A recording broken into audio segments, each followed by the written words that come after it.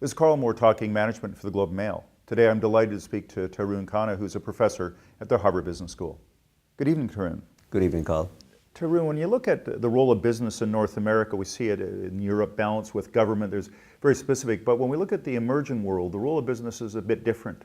I think you raise a terrific point, which is business, I think, is I would say, the residual claimant, for better or worse, of a lot more responsibility in the emerging world, in the developing countries, than it is in the West.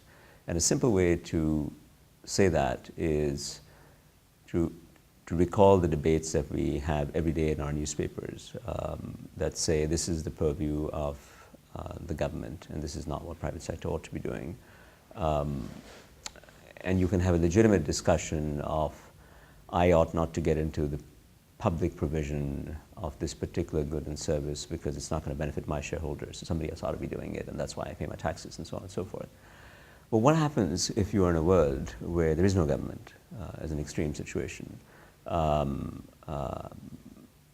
in that situation, if you're a functioning entrepreneurial entity, you're the only game in town. So you have to do everything, including whether you stamp on your forehead government when you do that thing or you remove the stamp is sort of irrelevant. It's a pointy-headed argument.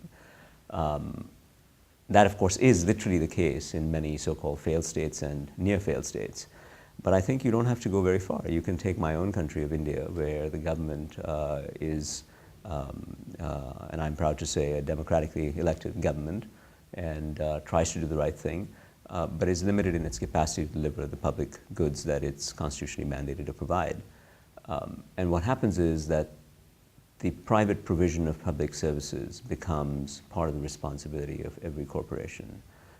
From the prosaic examples like power generation and so on and so forth, which is woefully scarce, to remedying educational problems in the poor and indigent who might be the workforces, to self-insuring for health, to providing roads and so on and so forth. And emphatically doing this is in the interest of the shareholders of that corporation. There is no disconnect. Now, I'm overstating the case, but essentially what I'm saying is that you have to revisit the social contract that every business has to make with society. Because ultimately a business can only exist if the social contract is treated as legitimate by society.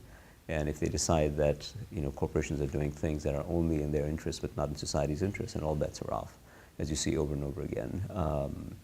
A great example of this is I serve on the board of one of the largest, if not the largest, microfinance company in the world in India, and that entire sector has been in turmoil for the last year when I would say that this compact between the provision of market-based micro loans to poor people in a for-profit sense, that business was suddenly deemed as perhaps not being entirely as legitimate as at least one particular province in India had thought it had been. So the whole game was up in some sense, overnight almost. And that's an example of what might easily happen when business adopts a doctrinaire position of saying, it's not my responsibility, it's somebody else's. Well, there is no somebody else very often. And it is in your shareholders' interest to recognize that there is no somebody else.